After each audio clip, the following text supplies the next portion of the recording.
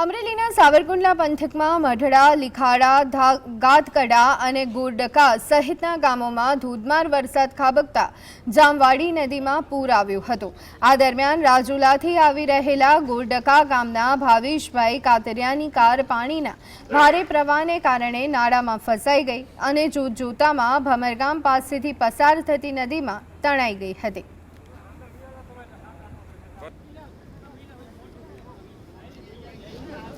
અમરેલી જિલ્લાના સાવરકુંડલા નજીક વીજપડી પાસે વરસાદી માહોલની વચ્ચે ડાયવર્ઝન ધોવાઈ જતા વાહન ચાલકોને મુશ્કેલીનો સામનો કરવો પડ્યો।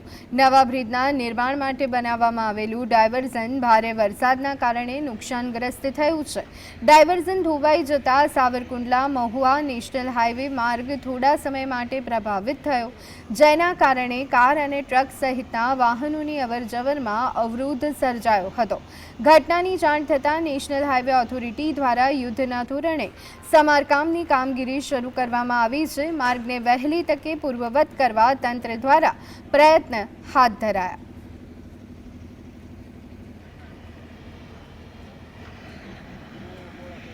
અમરેલી જિલ્લાના લાઠી પંથકમાં ગાગડિયું નદીમાં આવેલા ભારે પૂરના કારણે જનજીવન પ્રભાવિત થયું। ગાગડિયું નદીના જળસ્તરમાં થયેલા અચાનક વધારાના પગલે ગારિયાધાર અમરેલી સ્ટેટ હાઈવે વાહન વ્યવહાર માટે બંધ કરી દેવામાં આવ્યો છે।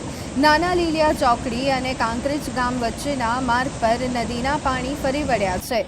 આ સાથે જ ટીમડી, ભોરીગડા, કુતાણાથી ભોરીગડા અને કુતાણાથી સનલિયા ગામને જોડતા તમામ રસ્તાઓ બંધ થઈ ગયા છે।